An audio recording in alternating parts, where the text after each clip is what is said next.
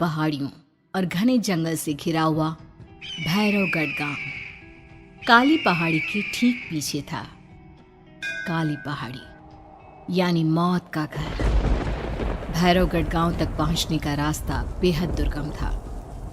लगभग 24 घंटे घने तूफान और तेज हवाओं की वजह से वहां के वीराने माहौल की कहानियां लोगों के दिलों को दहला देती थी। ऐसे बहुत कम लोग थे जो भैरवगढ़ गांव तक जाने की हिम्मत करते थे। लोगों का कहना था कि इस गांव के आसपास बुरी आत्माओं का साया मंडराता है।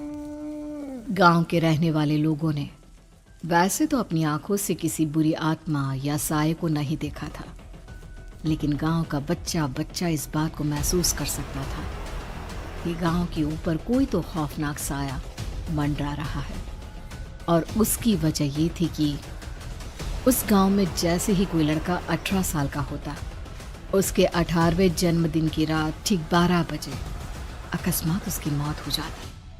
हर बार ये मौतें बड़े ही रहस्यमयी ढंग से होती और इस बार सरपंच सुमेर के बेटे को 18 साल होने में अब बस 15 दिन बाकी थे। अजी सुनते हैं, हमारा बेटा भी कुछ दिन बाद 18 साल का हो जाएगा। कहीं वो डायन उसे भी खा गई तो। कैसी बातें कर रही हो? जब वो इस गांव में ही नहीं है तो कोई भी डायन या बुरा साया उसका कैसे कुछ बिगाड़ सकता है? उसे कुछ नहीं होगा। हाँ जानती हूँ, आपने उसे पढ़ाई के बहाने इस गांव से बाहर निकाल शहर भेज दिया है, लेकिन ये भी तो सच है ना कि वो बार बार यहाँ आने की जिद करता रहता है। वो चाहे कितनी भी जिद कर ले जानकी, पर मैं उसे इस गांव में कभी वापस नहीं आने दूंगा। मैं नहीं चाहता कि गांव के दूसरे लड़कों की तरह मेरे बेटे की भी अजीबोगरीब ढंग से मौत हो जाए। कभी कभी तो लगता है कि हम सब गांव वालों को हिम्मत करके अपने गांव को इस बुरी आत्मा से छुड़वा लेना चाहिए। लेकिन कौन जानता है आखिर वो खतरनाक साया किसका है? वो काली आत्मा कौन है जो रातों रात हमारे गांव के लड़कों को निगल जाती है? सुमेर और जानकी जब ये सारी बातें कर रहे थे तब रात के लगभग 10 बज चुके थे और हर रात की तरह भैरवगढ़ गांव एक भयानक काले तूफान की आगोश में था। बाहर चल रही तेज हवाएं और बारिश के बीच कभी कभी ऐसा लगता जैसे कोई बुरी तरह से चीख रहा है। किसी के तड़पने और चीखने की आवाजें गांव के कानों में बार बार टकराती, पर वहां रहने वाले किसी भी औरत या आदमी के अंदर इतना साहस नहीं था कि वो अपने घर से बाहर कदम रख के उन आवाजों तक पहुंच सके। सो जाओ जानकी और घर के खिड़की दरवाजे कसकर बंद कर दो। अब जानकी सब खिड़कियां ठीक से बंद करने ही लगती है कि तभी उसे अपने घर के दरवाजे पर जोर जोर से खटखटाने की आवाजें सुनाई देती है। इन आवाजों को सुनकर जानकी और सुमेर के चेहरे डर से पीले और हाथ पैर ठंडे पड़ जाते हैं। जानकी, जानकी, इतनी रात कौन होगा? पता नहीं, ऐसा लग रहा है कोई बुरी तरह से दरवाजा खटखटा रहा है। अरे हाँ, पर किसी की आवाज भी तो नहीं आ रही। क्या करूं? दरवाजा खोल लूं या नहीं? कहीं ऐसा ना हो कि किसी को हमारी मदद की जरूरत हो। लड़खड़ाते कदमों से सुमेर दरवाजे के करीब जाता है और अपने कान को दरवाजे पर रख धीरे से आवाज देते हुए पूछता है, कौन है? कौन है वहां? तभी एक बेहद डराने वाली आवाज उसके कानों से टकराती है। दरवाजा खोलो, दरवाजा खोलो, वरना आज की रात इस गांव में कोई जिंदा नहीं बचेगा। मैं जानती हूँ तुम्हारा बेटा 18 साल का होने वाला है। अगर उसकी जान की जरा भी परवाह है तो दरवाजा खोल दो। इस आवाज को सुनते ही सुमेर घबराकर पीछे हट जाता है और जानकी को पूरी बात बताता है। कहीं वो डायन हमारे घर तक तो नहीं पहुंच गई? अब हम क्या करेंगे? मुझे दरवाजा खोलना ही होगा जानकी। मेरे पास अब कोई रास्ता नहीं है। इतना कहकर सुमेर डर से अपनी दोनों आंखें कसकर बंद करता है और कांपते हाथों के साथ झटके से दरवाजा खोल देता है। तभी किसी के जोर से हंसने की आवाज सुमेर और जानकी को सुनाई देती है। उस आवाज को सुन दोनों दरवाजे की तरफ देखते हैं और सामने अपने बेटे राहुल को खड़ा देख दंग रह जाते हैं। राहुल के हाथ में उसका मोबाइल होता है जिसमें से वो आवाज बज रही थी। ये क्या मजाक है? और तू यहाँ, तुझे मना किया था ना गांव में आने को, समझ में नहीं आता क्या? 18 साल का होने वाला है तू। माँ, आप लोग भी पता नहीं किन अंधविश्वास भरी बातों पर भरोसा करते हैं। क्या क्या मैं अपने घर नहीं आ सकता? आप लोगों से नहीं मिल सकता?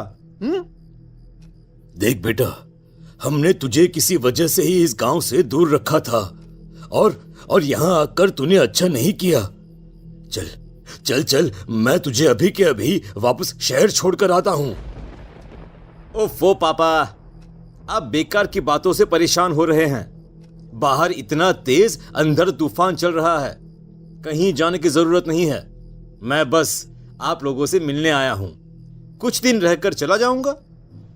दिमाग खराब हो गया है इस लड़के का, नहीं जानता कि इस गांव में ये सुरक्षित नहीं है। किसने कहा था तुझे यहाँ आने को? ये आवाजें सुन, बाहर से जो आवाजें आ रही है तुझे सुनाई नहीं देती क्या? अरे माँ, जब जोर से तूफान चलता है, तेज हवाएं चलती हैं, तो इसी तरह की आवाजें आती हैं। ये बहुत नॉर्मल है माँ। नॉर्मल होगी तेरे लिए बेटा। 4 दिन शहर में पढ़कर आया है तो अपने माँ बाप की बात नहीं मान सकता। माँ, मुझे अभी बहुत जोरों से भूख लगी है, पहले कुछ खिला दो, और रात भी बहुत हो गई है। हम इस बारे में कल बात करते हैं, ठीक है? राहुल के वापस आ जाने से जानकी और सुमेर की आंखों की नींद उड़ गई थी। खाना खाने के बाद राहुल तो अपने बिस्तर पर जाकर सो गया, लेकिन जानकी और सुमेर पूरी रात उसके कमरे के बाहर पहरेदारी करते रहे। उन्हें पल पल इसी बात का डर था कि कहीं उनके बेटे को कुछ हो ना जाए। रात बीतती है, सुबह का सूरज निकलता है। अब जैसे ही वो राहुल को नींद से जागते देखते हैं तो उन दोनों के दिल को सुकून मिलता है। अरे माँ, पापा, आप अभी तक यहीं बैठे हैं? क्या पूरी रात सोए नहीं? जिनके जवान बेटी की जान को खतरा हो, उन माँ बाप को नींद नहीं आती बेटा। अब तो वापस शहर चला जा।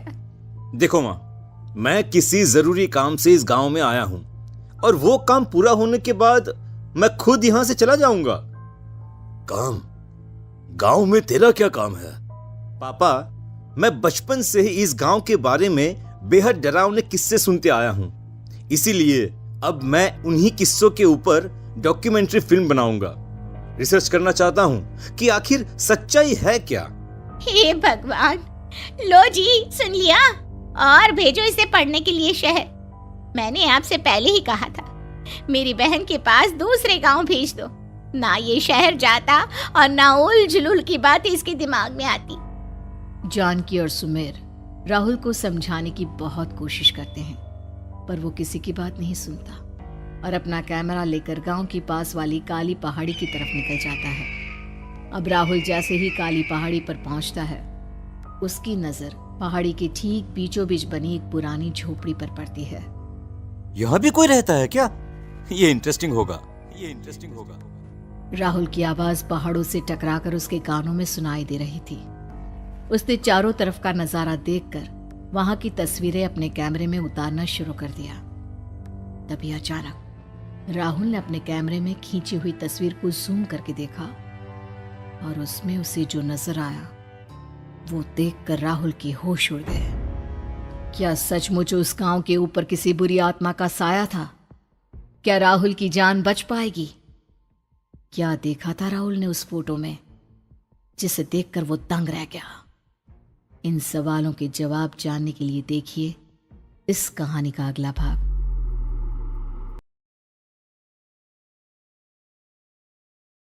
भोला और तेजा नाम के 2 भाई रहते थे। भोला उम्र में छोटा था और अपने नाम की तरह ही स्वभाव से भी भोला ही था। वहीं तेजा बहुत तेज और धूर्त था। एक दिन दोनों खेत में काम कर रहे थे। भोला, काम ज्यादा है, हम दोनों आधा आधा बांट लेते हैं। ठीक है तेजा भैया। तो हल जोतने का काम तू कर ले और पक्षियों को उड़ाने का काम मैं कर लेता हूँ। ठीक है भैया। भोला थक हार के सो जाता है। रात को उसके सपने में एक चुड़ैल आती है। भोला, भोला, उठ और मेरी बात ध्यान से सुन। भूत बचाओ बचाओ। चुप, मैं भूत नहीं चुड़ैल हूँ। अब तू अपनी जान बचाना चाहता है तो मेरी बात ध्यान से सुन। बोलिए। देख, मैं 100 साल से इस गांव में भटक रही हूँ। आज तक अपने लिए कोई अच्छा लड़का नहीं मिला जिससे मैं शादी कर सकूं। छोटे छोटे नए भूत और डायन पैदा कर सकूं।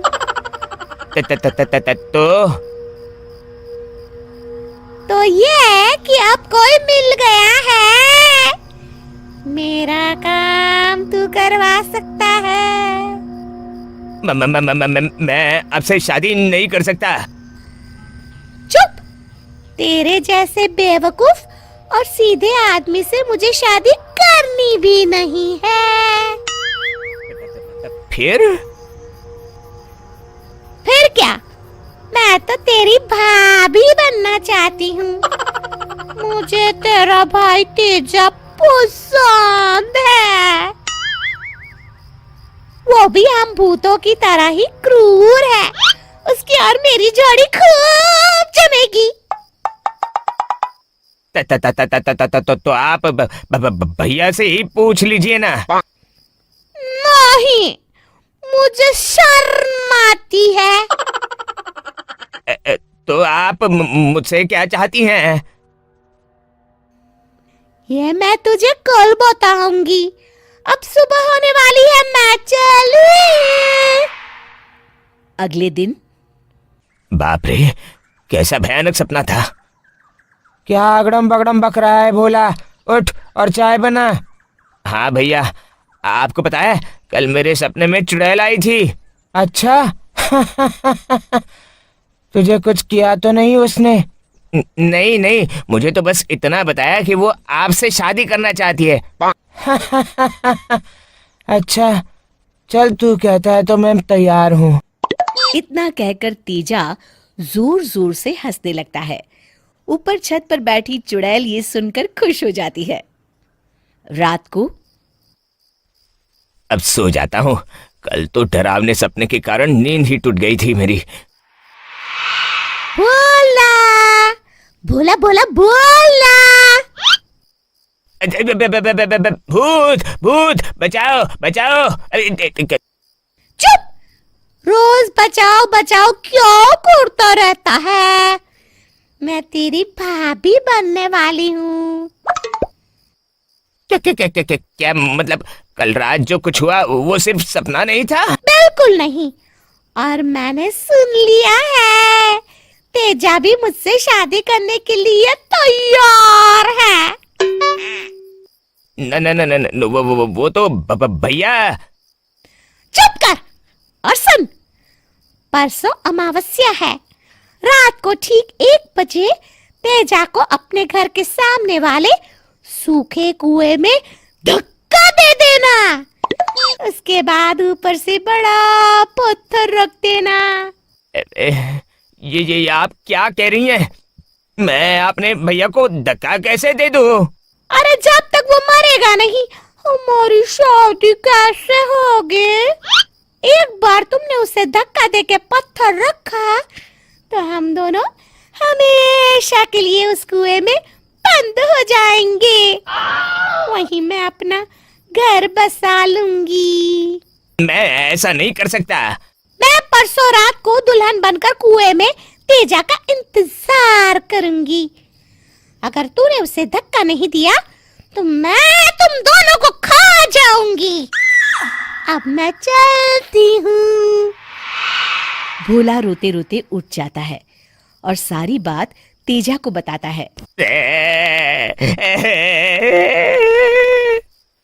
तेजा, ये तू क्या कह रहा है? हाँ भैया, ये सच है। अब हम क्या करेंगे? अगले दिन कल अमावस्या है। मैं चुपके से भोला को ही कुएं में धक्का दे दूंगा। चुड़ैल कुएं में उसे देखकर उससे ही शादी कर लेगी। मुझे इस भोला से भी मुक्ति मिल जाएगी और सारे खेत मेरे हो जाएंगे। अमावस्या की रात ए भगवान, मेरी मदद करो। न ही अपने भाई को मार सकता हूँ और उनको बचाया तो हम दोनों को ही मरना पड़ेगा। भोला सुन, हाँ भैया। चल कुएं में चलकर देखते हैं वो चुड़ैल आए भी हैं या ये सब तेरा वहम है। न न न न न न- नहीं नहीं भैया, मुझे तो डर लग रहा है। अगर वो वहां हुई तो हम दोनों को खा जाएगी। अरे तू चल तो सही। दोनों कुएं में झांकते हैं। मैं कब से दुल्हन बनी बैठी हूँ, जाने मेरा दूल्हा कब आएगा। बाप रे, ये तो बड़ी डरावनी है। हाँ भैया, अब क्या करें? अब सब्र नहीं होता, भूख भी लगी है। आज शादी नहीं कर पाई तो दोनों भाइयों को खा के भूख तो मिटा ही लूंगी। तभी तेजा जल्दी से भोला को कुएं में धक्का देता है। भोला कुएं की दीवार पकड़ के लटक जाता है।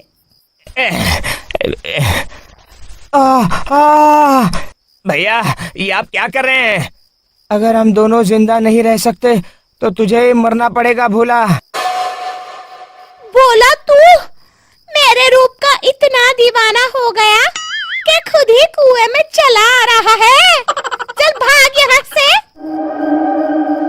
चुड़ैल भोला को कुएं से बाहर फेंक देती है और बाहर आके तेजा को पकड़ लेती है। चलो प्राण प्यारे, मैं तुम्हारे प्राणों की प्यासी हूँ। मुझे छोड़ दो, भगवान के लिए मुझे छोड़ दो। चुड़ैल कुएं में उतरते हुए तेजा को भी खींचने लगती है। तभी भोला तेजा को बाहर खींचकर जल्दी से कुएं पर पत्थर रख देता है। अरे अरे, मुझे बाहर निकालो, मैं अकेले यहाँ कैसे रहूंगी? कोई मुझे बाहर निकालो। आज तो मरते मरते बचा हूँ मैं। अब डरने की कोई बात नहीं है भैया, अब ये हमेशा यहीं बंद रहेगी। तो कितना अच्छा है भोला, कहाँ मैं तुझे मारने चला था और तूने मेरी जान बचाई। होता है और मगन, रामलाला, चंदन, राजन, तपन और गोलू के पापा गांव के बरगद के पेड़ के नीचे बैठकर अपनी शाम की गपशप कर रहे हैं। अरे रामलाला और चंदन, तुम्हारी फसल कैसी चल रही है इस साल? अरे बंधु, क्या बताएं, बारिश ने तो परेशान कर रखा है। सही बात, बारिश की कमी ने दिमाग खराब कर दिया है। सरपंच गांव वालों के लिए एक खबर लेकर आता है। अच्छा मेरे गांव के भाइयों, सुनो जरा, हमारी सरकार ने किसानों के लिए शहर में एक सेमिनार का आयोजन किया है, जिसमें वो खेतों के बारे में और भी कुछ जानकारी देंगे। तो मुझे लगता है कि हमें वहां जाना चाहिए। सरपंच जी, मेरे खेतों में कीड़ों ने परेशान कर दिया है, उसके लिए कुछ जानकारी मिलेगी क्या? बिल्कुल, तुम्हारे खेतों के बारे में तुम्हें सारी जानकारी देंगे वो लोग। तुम तीनों को जाना चाहिए, बहुत फायदा होगा तुम्हें उससे। ये कहकर सरपंच वहाँ से चला जाता है और तीनों सोचते हैं कि वो शाम के वक्त मैदान पर मिलेंगे और वहीं से रवाना हो जाएंगे। तीनों दोस्त मैदान पर मिलते हैं और जैसे ही निकलना शुरू करते हैं तभी एक बांसुरी की आवाज सुनकर वो भी उसी ओर सम्मोहित स्थिति में चलना शुरू कर देते हैं। कुछ बच्चे हर बार की तरह अपना दोपहर का फुटबॉल का गेम खेल रहे हैं। पकड़ लिया, पकड़ लिया, पकड़ के दिखा मुझे, इतना भी नहीं कर सकता। अच्छा, कितना भागेगा? आखिरकार तो मेरी पकड़ में आ ही जाएगा। हाँ, तुझे पता नहीं तपन, राजन कितनी तेज दौड़ लगा सकता है। खेलते खेलते अचानक से एक बांसुरी की मीठी आवाज सुनाई पड़ती है। सारे बच्चे उसका पीछा करने लगते हैं। शाम हो गई है और बच्चों के घर न आने की वजह से उनकी माँ मैदान में पहुँच जाती है। राजन बेटे, अरे ओ राजन बेटे, किधर चले गए? इतनी देर हो गई, घर वापस क्यों नहीं आए बेटे? तपन बेटा, चलो घर, शाम हो गई है, कितना खेलोगे? और गोलू, ओ गोलू! तीनों की माँ एक दूसरे को देखने लगती है और उन्हें एहसास होता है कि उन तीनों के बेटे घर आए ही नहीं। अरे राजन और गोलू की मम्मी, आप इधर! राजन और गोलू घर नहीं आए क्या अभी तक? नहीं तो दोपहर में राजन मुझे बताकर गया था कि वो तपन और गोलू के साथ खेलने जा रहा है। मैंने सुना है कि गांव में एक चुड़ैल घूम रही है। कहीं वही तो नहीं ले गई ना हमारे बच्चों को? ऐसा कुछ नहीं हुआ होगा। हम तीनों अलग अलग जगह ढूंढते हैं। इधर ही खेल रहे होंगे तीनों बच्चे। ये कहकर तीनों बच्चों की माएं उन्हें ढूंढने निकल गई। बहुत देर हो गई और फिर भी तीनों बच्चे मिले नहीं। तीनों की माएं मैदान पर फिर से मिलती हैं। सुनिए जी, ये तीनों मिल ही नहीं रहे हैं और मेरे दिमाग में बहुत बुरे बुरे ख्याल आ रहे हैं। आप चिंता मत कीजिए, हम सरपंच से जाकर बात करते हैं, वो हमारी मदद करेंगे। गोलू की माँ सही कह रही हो, चलो चलते हैं। एक उम्मीद की आशा लेकर तीनों अपने बेटों की फिक्र में सरपंच के घर जा पहुंचती है। सरपंच अपनी शाम की चाय पी रहे हैं और अखबार पढ़ रहे हैं। तभी तीनों की माँ हड़बड़ी में भागकर उनके पास आती है। अरे अरे, आप तीनों इतनी डरी हुई क्यों हो? क्या हुआ? ऐसी क्या बात हो गई? तिवारी जी, हमारे लड़के दोपहर से खेलने गए हैं और अब तक लौटे नहीं हैं। हमने उन्हें सब जगह ढूंढा, लेकिन हमें वो मिले ही नहीं, इसीलिए हम भागकर आपके पास आ गए। अच्छा, इनके पिता कहाँ है? ये कुछ काम के लिए शहर गए हैं, इसीलिए हम भागकर आपके पास आए हैं। हाँ, मैं उसके बारे में भूल ही गया था। एक काम कीजिए, मुझे उस जगह लेकर चलिए जिधर वो आखिरी बार खेल रहे थे। सरपंच घर से एक डंडा लेकर तीनों के साथ मैदान की ओर निकल पड़ते हैं। तीनों मैदान पर पहुंच जाते हैं और उन्हें ढूंढने के लिए कुछ सुराग खोजना शुरू करते हैं। आपको कोई ऐसी जगह पता है जहाँ ये तीनों साथ में मिलते हैं? नहीं जी, ऐसी तो कोई जगह नहीं पता। अचानक से वही बांसुरी की आवाज आना शुरू हो जाता है और सरपंच सम्मोहित होकर उस आवाज की तरफ जाना शुरू कर देते हैं। अरे तिवारी जी, आप ठीक तो हैं? कहाँ जा रहे हैं? अरे ओ तिवारी जी, वो हमें सुन नहीं पा रहे हैं क्या? सरपंच बांसुरी की धुन में झुककर उसी दिशा में आगे बढ़ रहे थे। ये आवाज कैसी? ऐसा लग रहा है कि कोई बांसुरी बजा रहा हो। हाँ, सरपंच जी भी उसी दिशा में जा रहे हैं। सरपंच का पीछा कर तीनों मैदान के टूटे हुए बंगले पर पहुंच गए और सरपंच के पीछे दरवाजे के अंदर घुस गए। तीनों बंगले के अंदर झांकते हैं तो देखते हैं कि बहुत अच्छे से संभाला गया है बंगला। उतने में एक हंसी की आवाज आती है।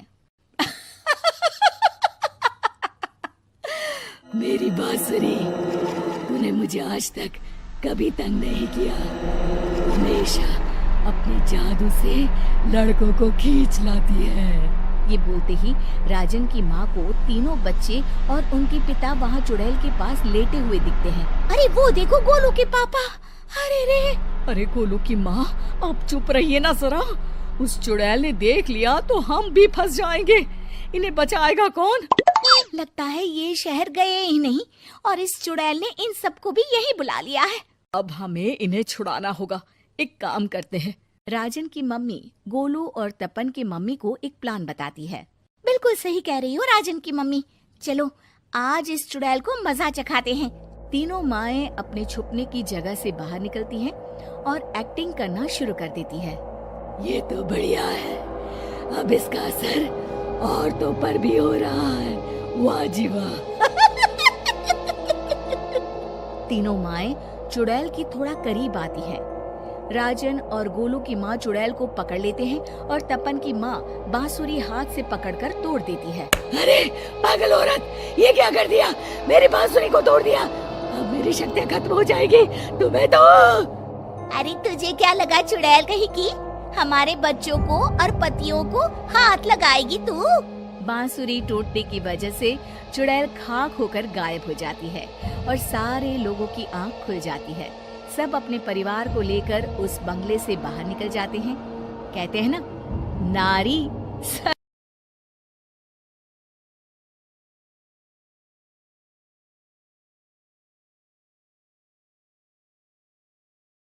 बारात जा रही है। अरे तो इसमें कौन सी नई बात है? बारात तो यहाँ से आती जाती रहती है। काश माँ मेरी भी शादी हो पाती। अरे तू फिक्र मत कर बेटी, मैं तेरी शादी एक इंसान से करा दूंगी। लेकिन ये कैसे हो सकता है माँ? मैं तो एक चुड़ैल हूँ। अरे इसका भी इलाज है मेरे पास। कल ही हम नदी के किनारे वाले जादूगर के पास चलेंगे। वो अपनी शक्ति से हम दोनों को इंसान बना देगा। और ठीक ऐसा ही होता है। जादूगर उन दोनों माँ बेटी को चुड़ैल से इंसान के रूप में बदल देता है। ये तो कमाल हो गया अम्मा। अब तो मुझे कोई पहचान नहीं पाएगा। ये भभूति रखो, इसे हर रात खा लेना, वरना सुबह तुम अपने असली रूप में आ जाओगी। जी जी, बिल्कुल खा लूंगी।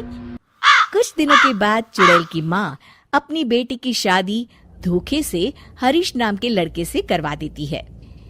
फिर एक दिन, अरे मान गए हरीश, इतनी सुंदर पत्नी तो किस्मत वालों को मिलती है, और एक तुम हो कि खुश होने के बजाय हमेशा तुम्हारा मुंह हारे हुए लीडर के चमचे की तरह लटका रहता है। अरे सुन भाई, मेरी पत्नी सुंदर है तो क्या करूं, नाचूं? देख लाला, सुबह सुबह मेरा दिमाग खराब मत कर। अरे वो सब तो ठीक है, लेकिन एक बात मेरी समझ में नहीं आती। तुम हर दूसरे दिन कम से कम 10 लोगों का राशन खरीद कर ले जाते हो। अरे आखिर तुम इतने राशन का करते क्या हो? तुम्हारे घर में तो खाने वाले सिर्फ 4 लोग हैं। अरे तुझे मेरे घर की बातों से क्या लेना देना? तू चुपचाप अपनी दुकानदारी कर, वरना यहाँ दुकानों की कमी नहीं है। इतना कहकर हरीश वहां से चला जाता है। हरीश जैसे ही घर पहुंचता है, हे भगवान, ये क्या हो गया? मेरी तो किस्मत ही फूट गई। अरे क्या सोचकर मैंने अपने बेटे की शादी करवाई थी। अरे क्या हो गया? मेरी बहू तो एक नंबर की चांडाल निकली, मुझे मेरे ही घर की नौकरानी बना दी। ए कमला, क्या बड़बड़ कर रही है? चुपचाप काम नहीं कर सकती क्या? ठीक है बहू। रो मत माँ, सब ठीक हो जाएगा। अरे ओ माँ के बच्चे, पहले ये बता, तुझे घर आने में इतनी देर कैसे हो गई? अरे भाग्यवान, मैं दुकान से राशन खरीद रहा था। आखिर तुम 10 लोगों का खाना अकेले खा जाती हो, इसलिए हर दूसरे दिन राशन खरीदने जाना पड़ता है। अरे चल ठीक है। ए कमला, फटाफट मेरे लिए खाना बना, बड़ी जोरों की भूख लगी है। मैं अपने कमरे में जा रही हूँ। ए हरीश, चल मेरे पैर दबा। मेरी समझ में नहीं आता, ये बहू आखिर हमसे किस जन्म का बदला ले रही है? हमने इसका क्या बिगाड़ा है? अरे नाश पिटी, ये सब तेरी वजह से हुआ है।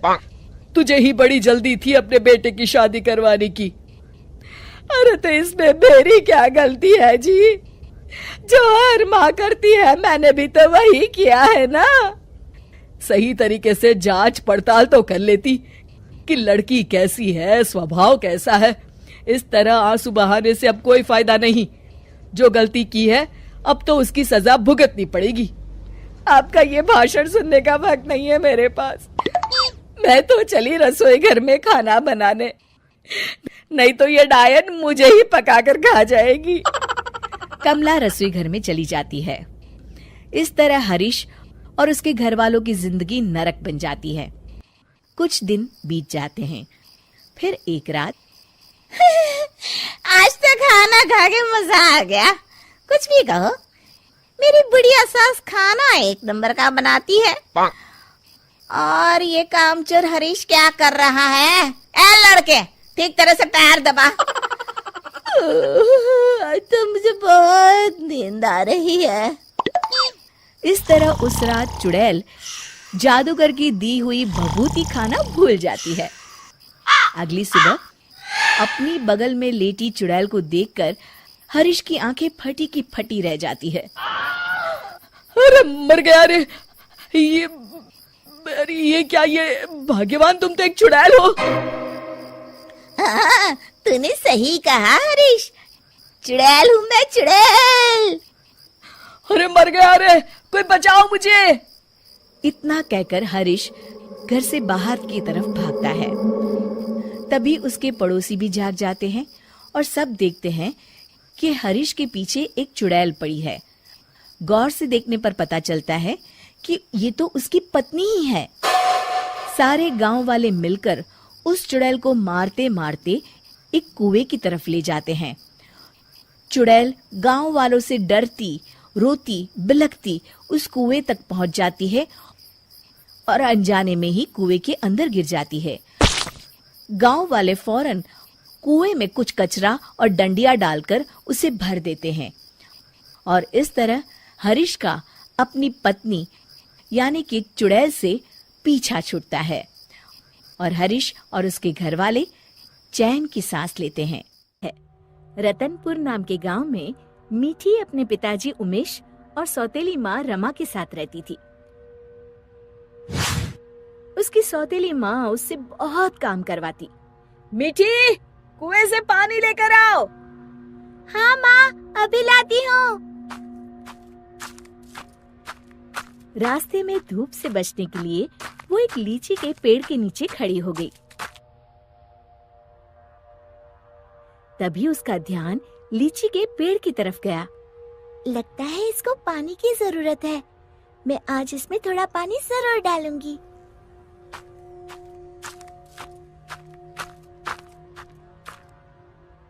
लौटते समय मीठी अपने घड़े से थोड़ा पानी लीची के पेड़ में डाल देती है।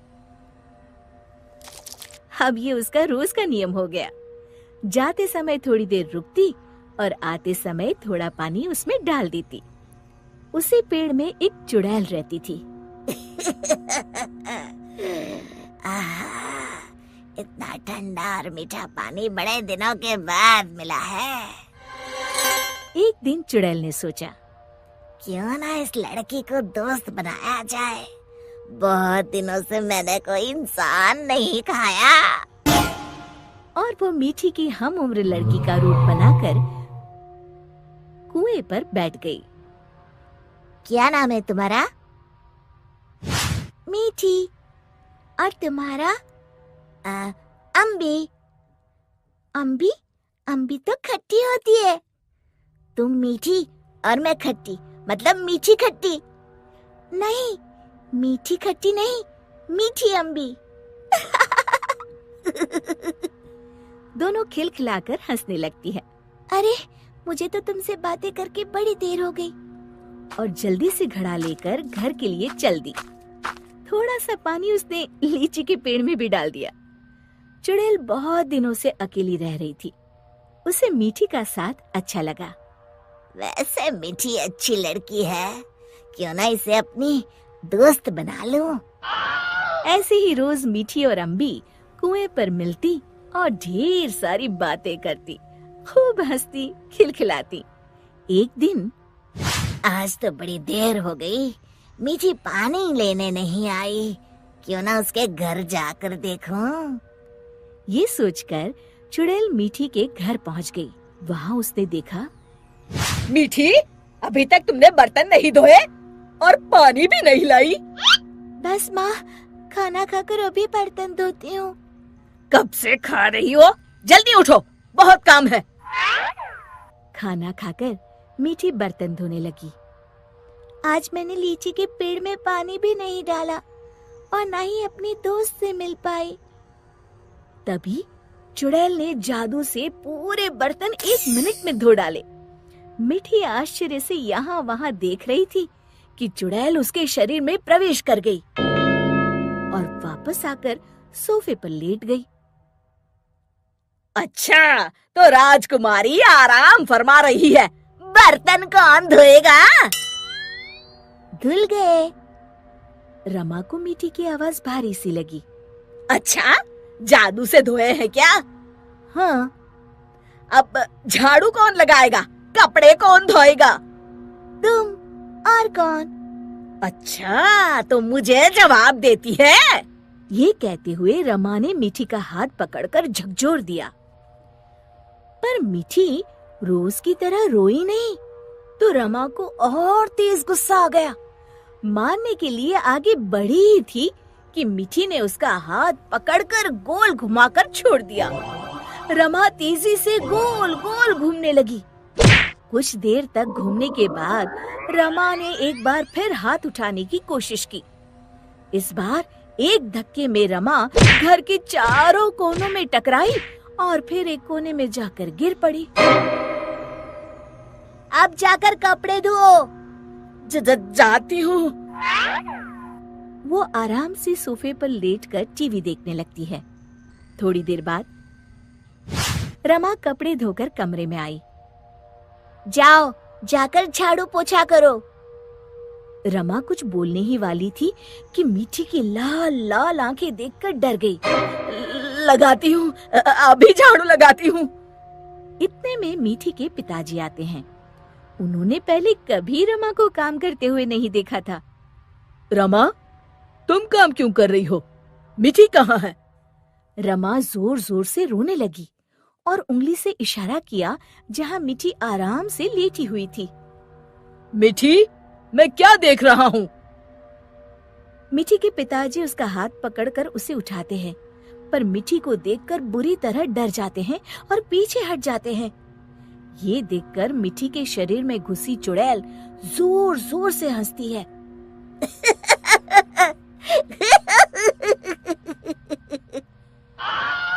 उमेश समझ जाता है कि मीठी पर चुड़ैल का साया है। कौन हो तुम और यहाँ कैसे आई? तभी चुड़ैल मीठी के शरीर से निकलकर लहराती हुई सामने खड़ी हो गई और गूंजती हुई आवाज में उसने कहा, मैं अम्बी हूँ। क्या कहा? अम्बी मतलब लीची वाली चुड़ैल? हाँ, और मीठी मेरी दोस्त है। तुम लोग उसे बहुत परेशान करते हो। मैं तुम सबको खा जाऊंगी। उमेश और रमा डर के मारे थर थर कांपने लगे। हमें माफ कर दो अम्बी, आज से हम ऐसा नहीं करेंगे। हाँ हाँ, हमें माफ कर दो, आज से हम ऐसा नहीं करेंगे।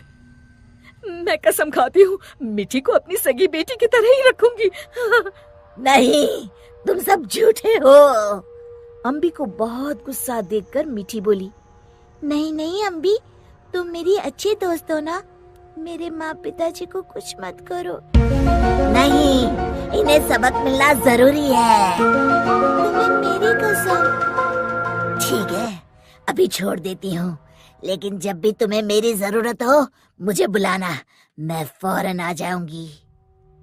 और फिर इस दिन के बाद से रमा ने कभी मीठी को तंग नहीं किया।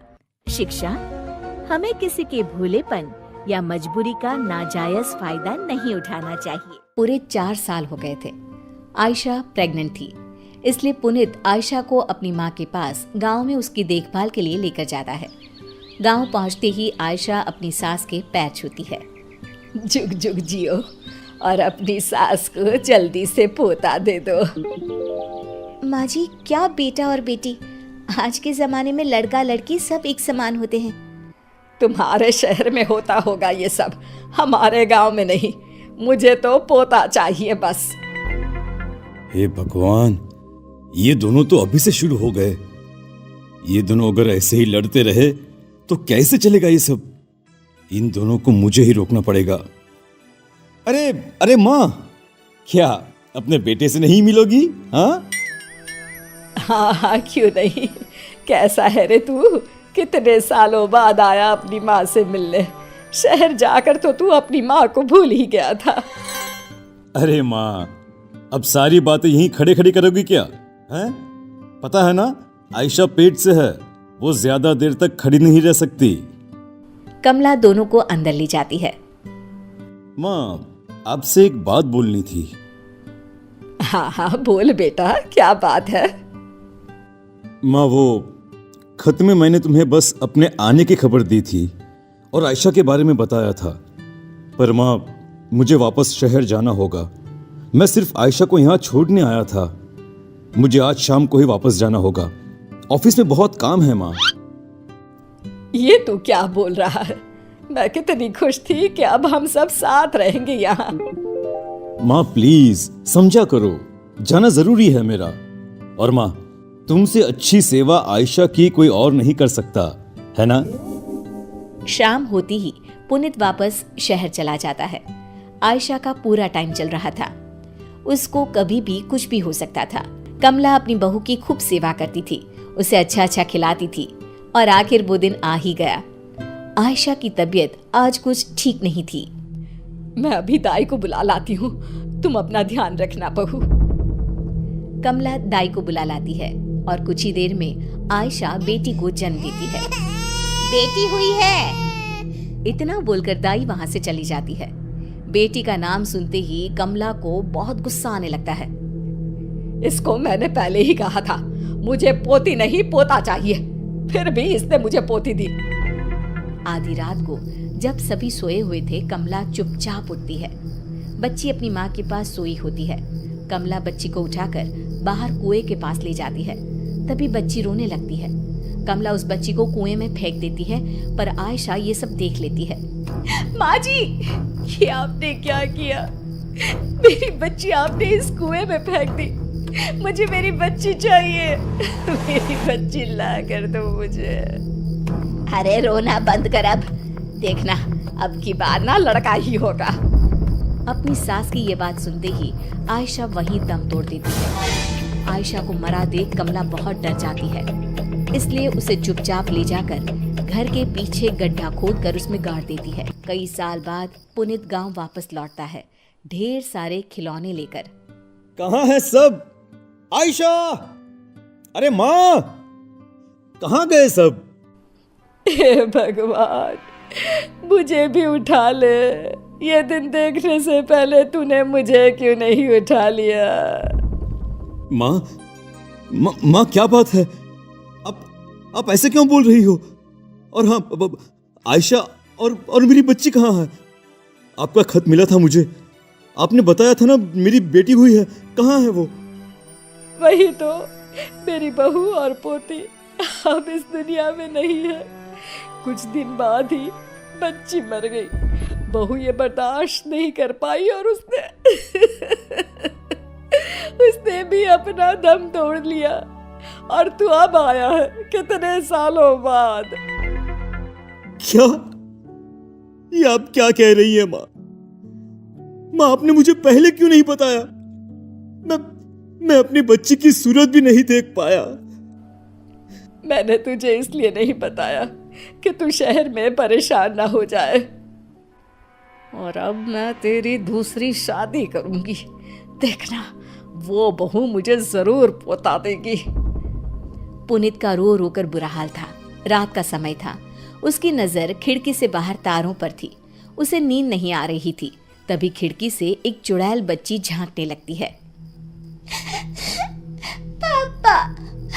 पापा मुझे बचा लीजिए। कौन है वहाँ? पुनीत बाहर जाकर देखता है तो वो बच्ची वहाँ से भाग जाती है। अरे क्या हुआ बेटा, इतनी रात गए तू यहाँ क्या कर रहा है? चल अंदर जा, सो जा। माँ अभी खिड़की पर कोई था जिसकी सूरत बहुत डरावनी थी। वो मुझे पापा बोलकर पता नहीं कहाँ गायब हो गई। अरे ये गांव है बेटा, गांव में आए दिन छलावा घूमते रहते हैं, मतलब भूत चुड़ैल। जरा संभल कर रहना। हाँ चला बंदर, रात को ऐसी बातें नहीं करते। सुबह होते ही माँ, मेरा मन अब इस गांव में बिल्कुल भी नहीं लग रहा, इसलिए मैं सोच रहा था क्यों न मैं वापस शहर चला जाऊं। बेटा मैं तो कहती हूँ तू दूसरी शादी कर ले। पत्नी आ जाएगी तो तेरा जीवन फिर से हरा भरा हो जाएगा। नहीं माँ, मैं अब शादी नहीं करूंगा और मैंने अपना सामान भी पैक कर लिया है, तो मैं शहर के लिए अभी निकल रहा हूँ। पुनीत अपनी माँ की जरा भी नहीं सुनता। वो अपना सामान उठाता है और वहाँ से चल पड़ता है। आधे रास्ते पहुँचते ही वो चुड़ैल बच्ची उसे फिर से दिखाई देती है। पापा मुझे बचा लो, मेरा बहुत दम घुटता है। इतना बोलकर वो बच्ची वहाँ से भागने लगती है। तभी पुनीत उसे आवाज लगाकर रोक लेता है। रुको, कौन हो तुम? और तुम ये क्या बोलती रहती हो?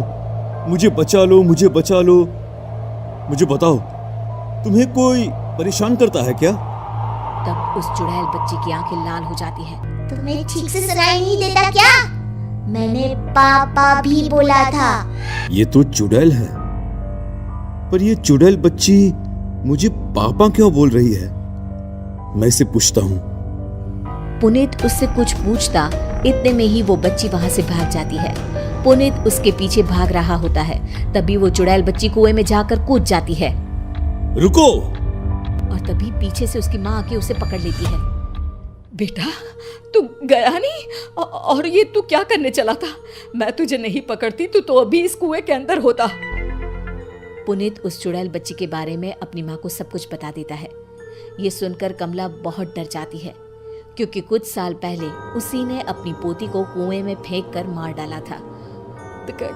कुछ नहीं बेटा, मैंने तुझे बताया था ना, इस गांव में बहुत छलावे घूमते रहते हैं।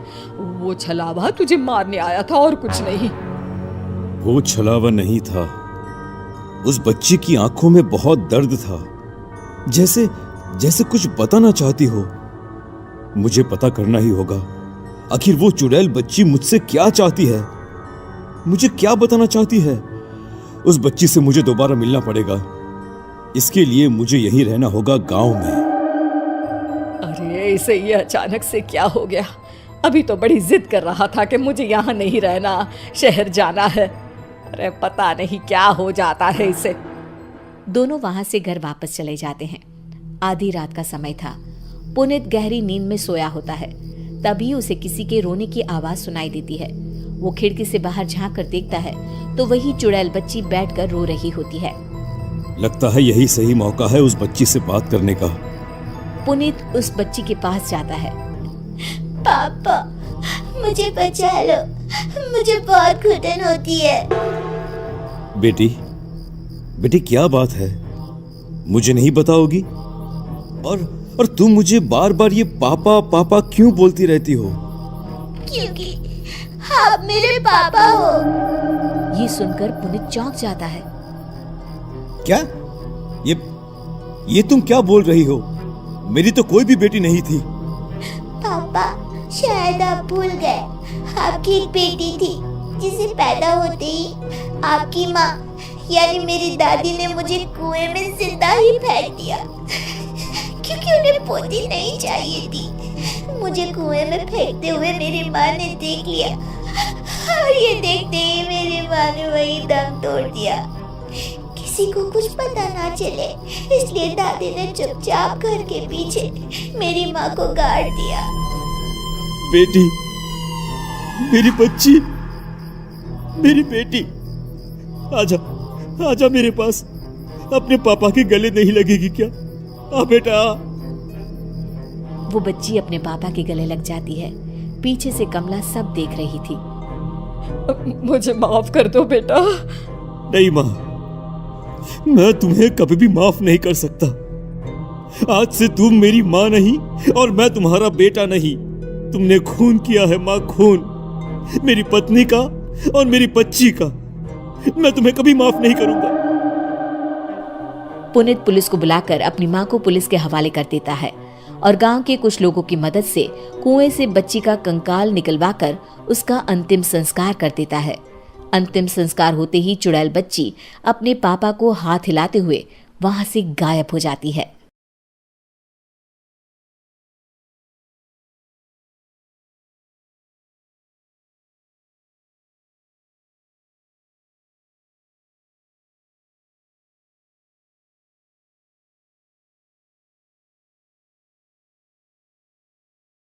बहन विशाखा की शादी कुछ ही दिनों पहले कार्तिक नाम के एक लड़के से दुर्गापुर गांव में होती है। विशाखा अपने ससुराल में बहुत खुश होती है। एक बार विशाखा उदास बैठी होती है तो उसकी सास उसे आकर पूछती है, अरे बहू, तू इतनी शांत क्यों बैठी है? क्या हुआ बेटा? कुछ नहीं माँ जी, घर की याद आ रही थी। एक काम करना बेटा, अपनी छोटी बहन को बुला ले, तेरा मन भी लग जाएगा है? विशाखा ये सुनकर खुश हो जाती है और अपनी बहन शिखा को फोन करके बुला लेती है। शिखा विशाखा के ससुराल आ जाती है। ती, कैसी हो आप? अरे आ गई तू, मैं तो एकदम ठीक हो गई। शिखा पूरे परिवार से मिलती है। नमस्ते जीजू, कैसे हो आप? अरे बढ़िया बढ़िया, तुम बताओ। अरे कुछ नहीं जीजू। अरे आपकी शर्ट पर कॉकरोच है? कहाँ है? सॉरी जीजा जी। शिखा, आते ही तूने शैतानी शुरू कर दी। चल कमरे में। अगले दिन विशाखा रसोई में खाना बना रही होती है और तभी वहां शिखा आकर उसे पीछे से डरा देती है। वो! विशाखा डर जाती है और शिखा हंस पड़ती है। तू पागल है क्या शिखा? अभी मेरे हाथ से सब्जी गिर जाती ना। अरे दी, आपको क्या हो गया है? शादी से पहले तो कितनी मस्ती करती थी और अब एकदम बोरिंग हो गई हैं आप। ऐसा कुछ नहीं है शिखा। वो तो शिखा, चूहा कहाँ है? दीदी दीदी दीदी दीदी, मुझे चूहे से बहुत डर लगता है। कहाँ है चूहा? देखा शिखा, मैं कुछ भी नहीं भूली, मस्ती करना भी नहीं। सच में दीदी, आपने तो डरा ही दिया था मुझे। दोनों बहनें आपस में बात कर रही होती है। तभी शिखा को एक आइडिया आता है। दी, क्यों ना आज हम इन सबको डराए? नहीं नहीं शिखा, ये मेरा ससुराल है। यहाँ लोग मजाक में नहीं लेंगे तुम्हारी बात को। अरे दी, तुम भी ना कितना सोचती हो। रात में जब सब सो रहे होते हैं कि अचानक से विशाखा की सास को पायल की आवाज़ सुनाई देती है। वो आंगन में आकर देखती है तो आवाज़ आना बंद हो जाती है। अरे कौन है इतनी रात को? वो जैसे ही मुड़ती है तो देखती है कि सफ़ेद साड़ी में एक औरत घूम रही है। वो डर जाती है और भागकर अपने कमरे में चली जाती है। वो औरत और कोई नहीं पर शिखा होती है। सास को डरा हुआ देख शिखा जोर जोर से हंसने लगती है।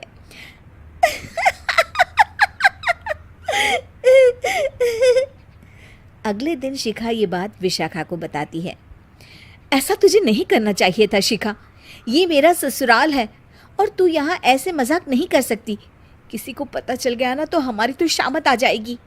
अरे कुछ नहीं होगा दी, मैं तो सोच रही हूँ कि आज अच्छे से मेकअप भी कर लूँ तो और ज्यादा मजा आएगा। शिखा वहाँ से चली जाती है और विशाखा की सास ये सब सुन लेती है। ओह, तो ये सब शिखा का करा धरा है। रात में जब पूरा घर सो रहा होता है तो शिखा फिर से मेकअप करके आती है और पायल की आवाज़ फ़ोन से बजाकर टहल रही होती है घर में। तभी उसके ससुर आ जाते हैं। शिखा जैसे ही उनको डराती है वो अचानक से गिर पड़ते हैं और बेहोश हो जाते हैं। शिखा ये देखकर डर जाती है। अरे अंकल जी, क्या हो गया आपको? दी, जीजू, जल्दी आओ। अंकल जी उठिए ना। सारे घर वाले वहाँ आ जाते हैं। अरे पापा, क्या हो गया आपको? क्या हुआ शिखा? ये बेहोश कैसे हो गए? अरे तूने डराया क्या इन्हें ये चुड़ैल जैसा मेकअप करके? हैं? आंटी जी, मैं तो बस मजाक कर रही थी। मुझे नहीं पता था कि अंकल इतना ज्यादा शॉक्ड हो जाएंगे। तुझे पता है ये दिल के मरीज है। हे भगवान, इन्हें तो दिल का दौरा पड़ गया है। शिखा घबरा जाती है।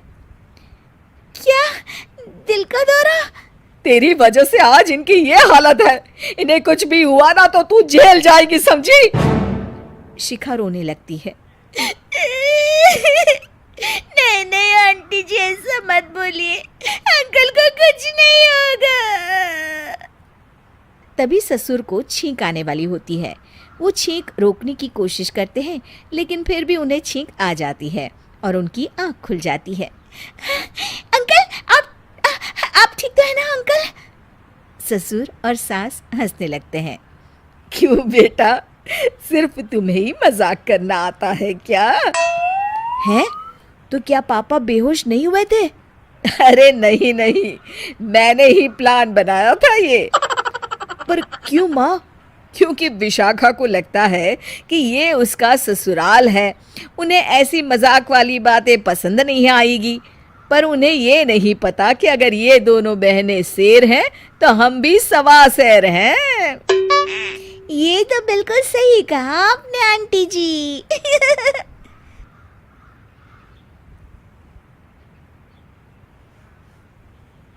छोटा सा गांव था जहां लोग खेती बाड़ी और छोटे मोटे काम करके अपना घर चलाते थे। सर्दी का मौसम था।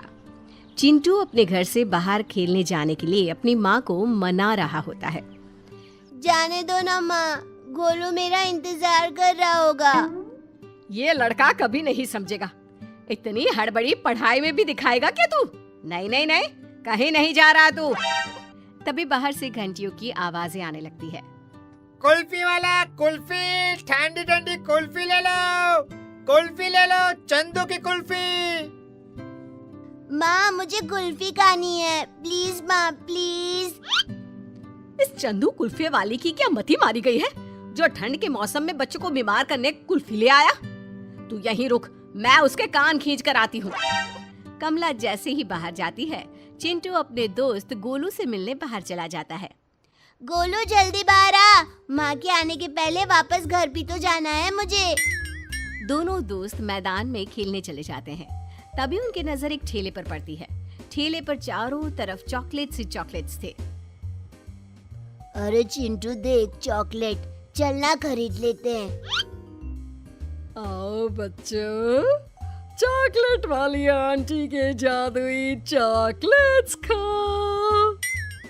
मन तो मुझे भी है, पर पैसे तो है ही नहीं। आंटी उधार देगी क्या? चलना पूछते हैं। चिंटू और गोलू चॉकलेट के ठेले पर जाते हैं। ठेले के चॉकलेट को देखते ही दोनों को अलग सा महसूस होता है, जैसे वो इस दुनिया के है ही नहीं। इन चॉकलेट्स पे कोई तो बात है। आंटी, ये चॉकलेट खाने का बहुत मन है हमें, पर पैसे नहीं है। नहीं है तो क्या हुआ, पैसे मांगे किसने तुमसे? ले लो बच्चों, मैं तो तुम लोगों के लिए मुफ्त में चॉकलेट लाई हूँ। फ्री में? पर माँ कहती है फ्री में कुछ नहीं लेना चाहिए। तुम हर चॉकलेट के बदले मुझे बस अपने सर का एक बाल दे दो, ठीक है? दोनों ऐसा ही करते हैं और बहुत सारी चॉकलेट्स लेकर अपने घर लौट आते हैं। शाम को चिंटू जब चॉकलेट खा रहा होता है, तभी अचानक उसके शरीर पर बाल आने शुरू हो जाते हैं। ये क्या हो रहा है मुझे? हे भगवान, गोलू के पास जाता हूँ, वही मेरी मदद करेगा।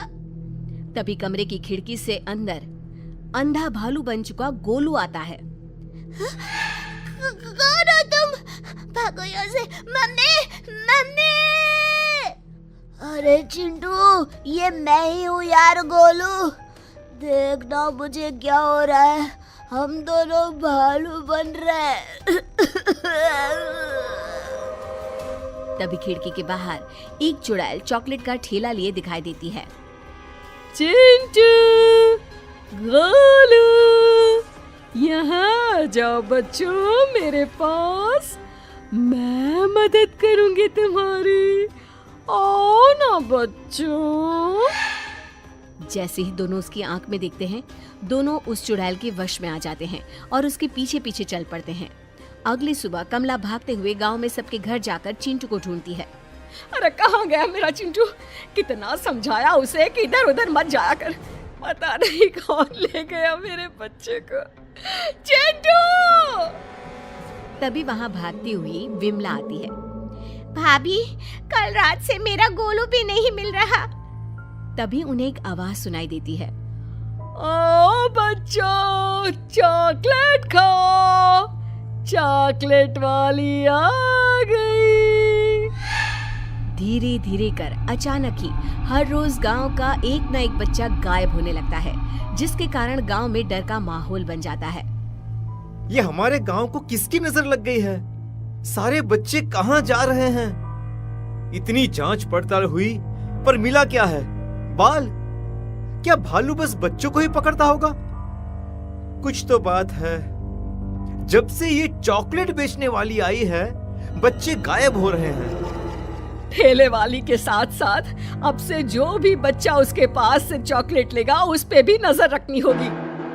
गांव का एक बच्चा पिंकू चॉकलेट खरीदकर मैदान में जाकर खा रहा होता है। तभी बाकी बच्चों की तरह वो भी भालू बन जाता है और चुड़ैल उसे ठेले पर बिठाकर ले जाती है। चलो, आज का शिकार तो मिल गया।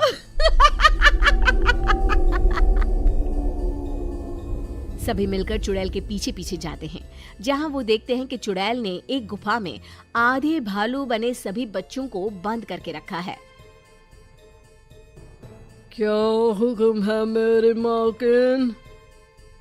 मेरे लिए ताजा मांस लेकर आ। और कुछ और बच्चों के बाल भी। फिर यही सब मिलकर मेरे लिए बड़े बड़े इंसानों का मांस लेकर आएंगे। अरे कब तक जानवरों को खाऊं मैं? हे भगवान, अब क्या करें? कैसे बचाए अपने बच्चों को? सब तो इस चुड़ैल के बस में है। चुड़ैल सभी बच्चों के बाल लेती है। ये वशीकरण उसी बाल से टूट सकता है। आ गया मेरा खाना। ये तो बासी मांस है, ये तुम ही खाओ। मूड खराब कर दिया मेरा। जाओ बच्चों, मेरे लिए खाना लेकर आओ। जो सबसे अच्छा खाना लाएगा उसे मैं पूरी तरह भालू बना दूंगी। अब तक मैं सोने जा रही हूँ। सभी बच्चे शिकार पर निकल पड़ते हैं और चुड़ैल सो जाती है। देखो, चुड़ैल के सर के नीचे बच्चों के बाल का गुच्छा, उसे वहां से निकालना ही होगा। चंदू छुपकर बालों का गुच्छा निकालकर तालाब में बहा देता है। जैसे ही बाल बहते हैं, सभी बच्चे वापस से पहले जैसे हो जाते हैं और फिर सभी मिलकर गुफा में आग लगा देते हैं और धौलपुर फिर से खुशहाल हो जाता है।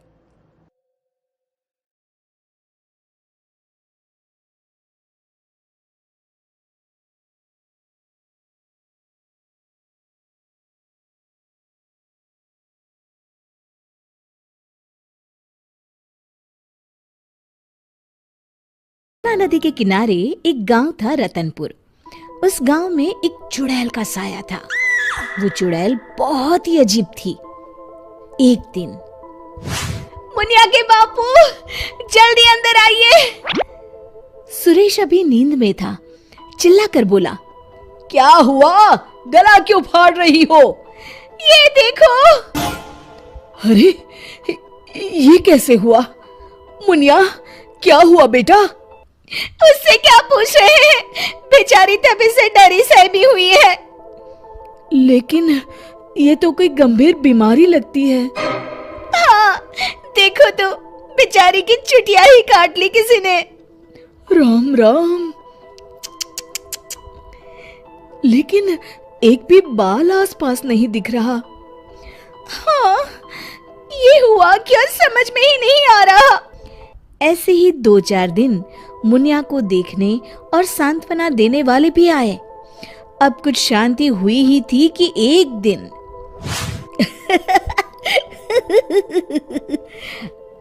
क्या हुआ रामू? तू हंस क्यों रहा है? अरे काका, वो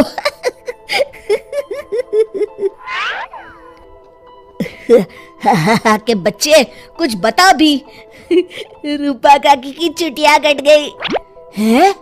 हाँ, और मुन्नी भी।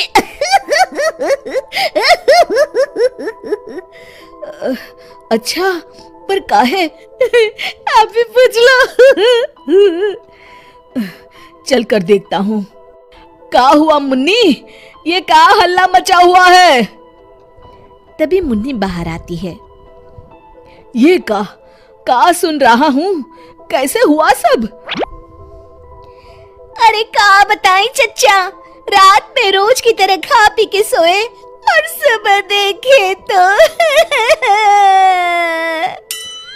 अरे राम राम। पहले तो मुझे लगा कोई बीमारी है, लेकिन ये तो लगता है पक्का किसी डायन या चुड़ैल का काम है। अब तो रतनपुर में ये औरतों की चोटी काटे जाने वाली खबरें आम हो गई। अगले ही दिन,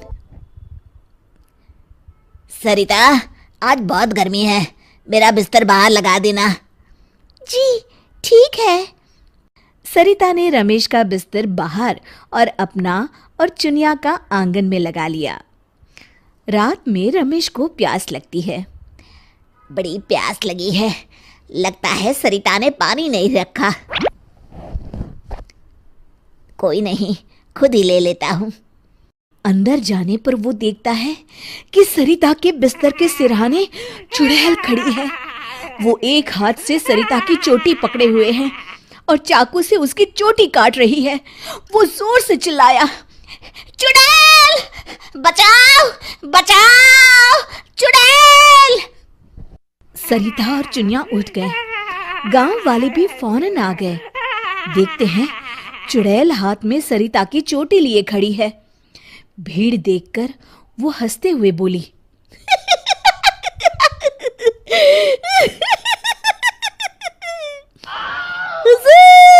आते आते बहुत देर कर दी।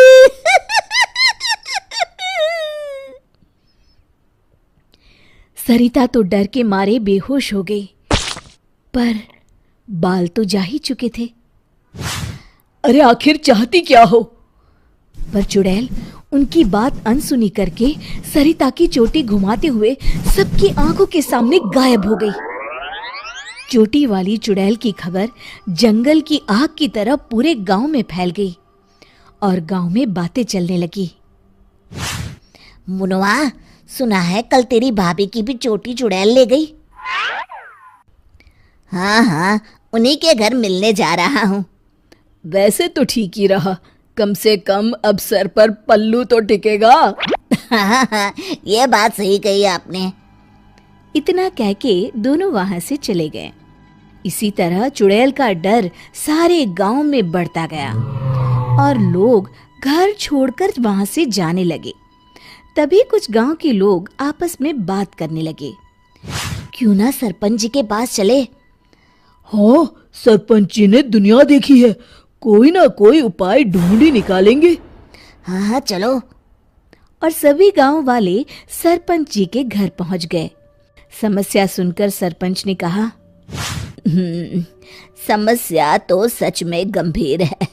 मेरी अम्मा की भी है, आपके यहाँ भी? हाँ, अब क्या करें, चुड़ैल पर किसी का वश है क्या? कोई तो उपाय होगा सरपंच जी।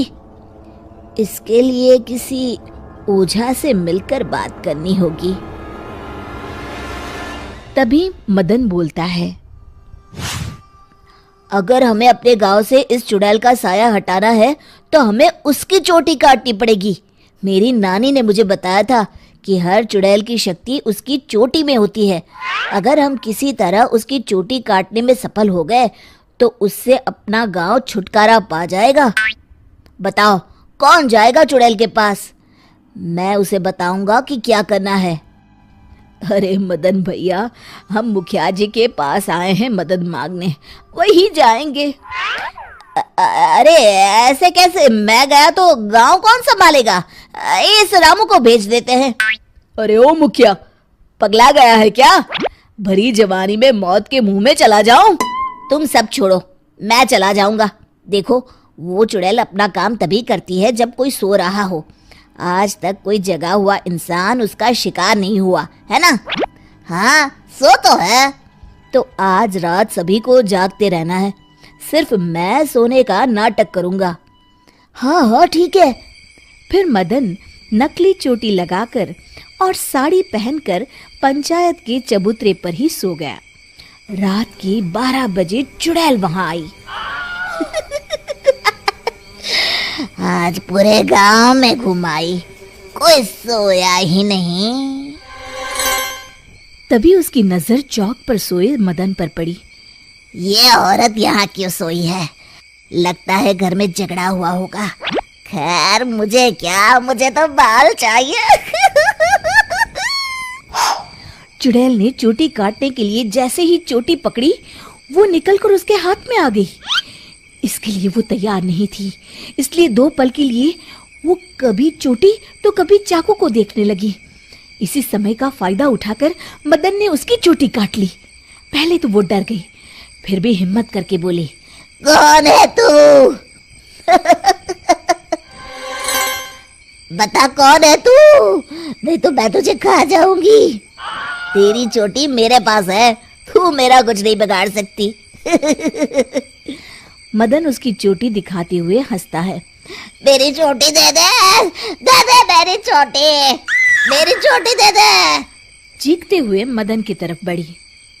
हाँ, अगर एक कदम भी आगे बढ़ाया तो मैं अभी इसे जला दूंगा। नहीं नहीं, ऐसा मत करना।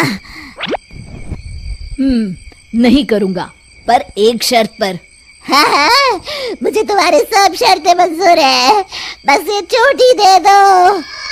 अभी नहीं, पहले ये बताओ तुम इन बालों का क्या करती हो?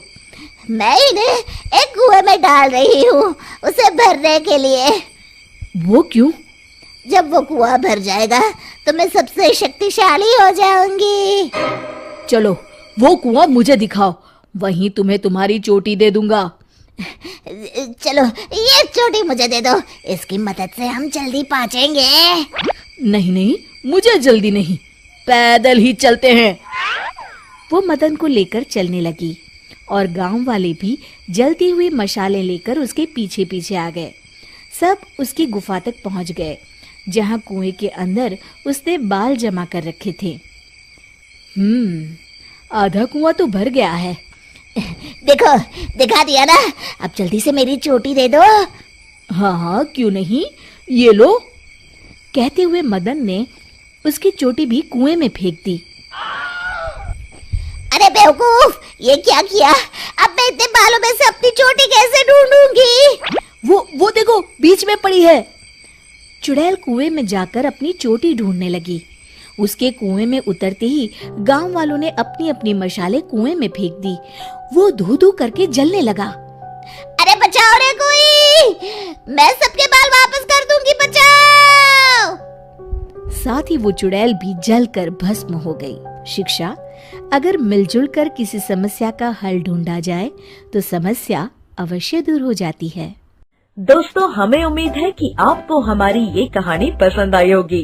कृपया हमारे चैनल को सब्सक्राइब करें और सभी अपडेट्स के लिए बेल आइकन जरूर दबाएं। और हाँ, वीडियो लाइक और शेयर करना मत भूलिएगा। Bye bye. शुभ प्रभाव दे रहा है और साथ ही शनि की नीच दृष्टि वैवाहिक सुख को पूर्ण रूप से प्रभावित कर रही है। अब क्या बोलूं, ये कुंडली तो दुर्योगों से भरी पड़ी है। इस वक्त इसका विवाह ना ही करें तो बेहतर होगा। तभी राजू के पिताजी कहते हैं, ऐसा ना कहिए पंडित जी, बड़ी मुश्किल से रिश्ता आया है, वरना इस नालायक को कौन अपनी लड़की देने वाला है। अब बस आपका ही सहारा है, कोई तो उपाय निकालिए। फिर काफी सोच विचार करने के बाद पंडित जी एक उपाय निकालते हैं। फिर पंडित जी बताते हैं कि राजू की शादी पहले गांव के बाहर जो पुराना पीपल का बड़ा पेड़ है उस पेड़ के साथ करनी होगी और उसके बाद देविका के साथ उसका विवाह किया जा सकता है। फिर राजू और देविका के परिवार वाले पहले राजू की शादी उस पीपल के पेड़ के साथ कर देते हैं और बाद में देविका के साथ। लेकिन उस पीपल के पेड़ के ऊपर रहने वाली चुड़ैल बहुत खुश हो जाती है और वो समझती है कि राजू और उसकी शादी हो चुकी है। फिर वो देविका के शरीर में प्रवेश कर लेती है और राजू के साथ रहने लगती है। फिर एक दिन राजू की माँ उसे ताना मारते हुए कहती है, अरे निखट्टू, कब तक घर में बैठा मुफ्त की रोटियां तोड़ेगा? अब तो तेरी शादी हो गई है, कुछ तो शर्म कर। क्या माँ, सुबह सुबह फिर से तुम्हारा भाषण शुरू हो गया। तुम चिंता मत करो, मैं जल्द ही खुद का व्यापार शुरू करने वाला हूँ। अरे बेटा, तू किसे बेवकूफ बना रहा है, मुझे या अपने आप को? पिछले 5 सालों से यही सुनते आ रही हूँ। बस बहुत हो गया, मैं कुछ नहीं जानती। कल से अपना और अपनी पत्नी के राशन पानी का इंतजाम तू खुद कर ले। अब तेरा बोझ हम लोग और नहीं उठा सकते। इतना कहकर राजू की माँ वहाँ से चली जाती है। फिर राजू सोच में डूब जाता है। तभी देविका उससे कहती है, सुनिए जी, आप चिंता मत करिए, आपको कहीं काम करने जाने की जरूरत नहीं है, आप बस मेरे पास रहिए। अरे भाग्यवान, अगर कमाने नहीं जाऊंगा तो अपना गुजारा कैसे होगा? तुमने सुना नहीं माँ क्या कह के गई है? अभी आप बेफिक्र होकर सो जाइए, मेरे पास एक जादुई पोटली है। फिर देविका उसे एक लाल रंग की पोटली दिखाती है। आपको जितने पैसे चाहिए उतने पैसे इस पोटली में हर सुबह आपको मिल जाया करेंगे। बस ये राज हम दोनों के बीच रहना चाहिए। राजू अपनी पत्नी की बात सुनकर बड़ा खुश हो जाता है और आराम से सो जाता है। फिर अगली सुबह जब राजू की आंख खुलती है, वो ये देखकर हैरान हो जाता है कि उस पोटली में सच में पैसे हैं। फिर यही रोज की बात हो जाती है। अब राजू सारा दिन मजे से घर में आराम करता। एक दिन राजू देविका से कहता है, अरे वाह, हमारे पास अब किसी चीज की कमी नहीं है। बस एक बार ये जादू की पोटली हमें इतने पैसे दे दे कि हम अपने इस पुराने और छोटे घर को तुड़वाकर एक नया मकान बनवा लें। तभी देविका राजू से कहती है, आप चिंता मत करिए जी, मुझे पूरा यकीन है कल ये जादू की पोटली आपको इतने पैसे जरूर दे देगी कि आप एक नया मकान बनवा सके। फिर अगली सुबह जब राजू नींद से जागने पर देखता है कि वो जादुई पोटली बहुत सारे रुपयों से भरी है। अब तो राजू की खुशी का ठिकाना नहीं था। वो अपना नया घर बनवाने की तैयारी में जुट जाता है। फिर अगले दिन राजू गांव के सेठ धनीराम की दुकान पर घर बनाने के लिए लोहा और बजरी खरीदने पहुंच जाता है। और फिर सारा सामान खरीदने के बाद राजू सेठ धनीराम को नोटों का एक बंडल देता है। धनीराम तुरंत अपने नोटों के बंडल को पहचान लेता है और राजू से कहता है, अरे ये तो मेरे ही पैसे हैं जो कल रात मेरे घर से चोरी हो गए थे। राजू धनीराम की चोरी वाली बात सुनकर हक्का बक्का रह जाता है। वाह भाई, तू तो कमाल का चोर निकला। मेरे पैसों से मेरी ही दुकान पर सामान खरीदने आया है। देख, मैं तुझे माफ कर दूंगा। चुपचाप मेरे सारे पैसे लौटा दे, वरना मुझे दूसरा रास्ता अपनाना पड़ेगा। राजू धनीराम की धमकी से बुरी तरह डर जाता है और धनीराम के सारे पैसे उसे लौटा देता है और उससे माफी मांगकर वहाँ से चला जाता है।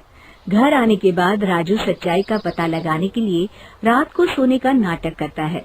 फिर आधी रात के बाद वो देखता है कि देविका अचानक एक डरावनी चुड़ैल में बदल गई है और वो घर के बाहर चली जाती है। तब राजू उसका ये रूप देखकर घबरा जाता है। वो समझ जाता है कि उसकी पत्नी के अंदर एक चुड़ैल का वास है। फिर राजू उसका पीछा करता है और उसे लोगों के घरों में चोरी करते देख लेता है। फिर अगले दिन राजू पंडित जी को जाकर सारी बात बता देता है। राजू की बात सुनकर पंडित जी कहते हैं, ये सब काम चोरी और आलस का फल है। मैं जानता हूँ पंडित जी, बस आप मुझे इस चुड़ैल से बचा लीजिए। मैं कसम खाता हूँ आगे से सिर्फ मेहनत करके पैसे कमाऊंगा। अब बस इस मुसीबत से बचने का सिर्फ एक उपाय है। बस जैसा मैं कहता हूँ वैसा ही करो। तुम अभी जाकर वो पोटली मुझे लाकर दे दो। फिर राजू भागकर घर से वो पोटली लाकर पंडित जी को दे देता है।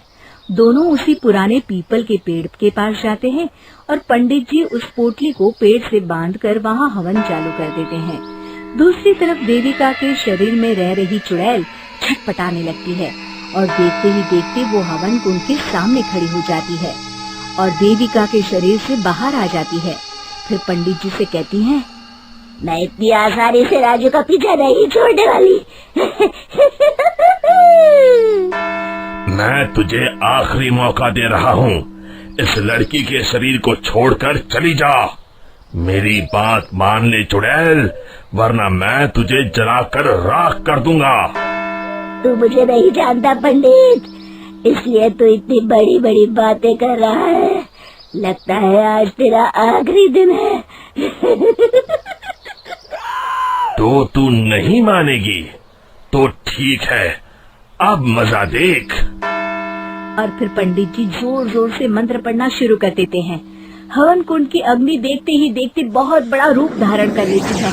चुड़ैल उस पोटली के अंदर कैद हो जाती है। अरे अरे ये कैसे हो गया? अरे मुझे छोड़ दे पंडित, मैं तो मजाक कर रही थी। फिर पंडित जी उस पोटली को उठाकर हवन कुंड में डाल देते हैं। फिर उस पोटली के साथ चुड़ैल जलकर राख हो जाती है। शिक्षा, लालच और मुसीबत एक ही सिक्के के दो पहलू हैं। इससे दूर ही रहने में हमारी भलाई है। दोस्तों, हमें उम्मीद है कि आपको हमारी ये कहानी पसंद आई होगी। कृपया हमारे चैनल को सब्सक्राइब करें और सभी अपडेट्स के लिए बेल आइकन जरूर दबाएं। और हाँ, वीडियो लाइक और शेयर करना मत भूलिएगा। Bye bye.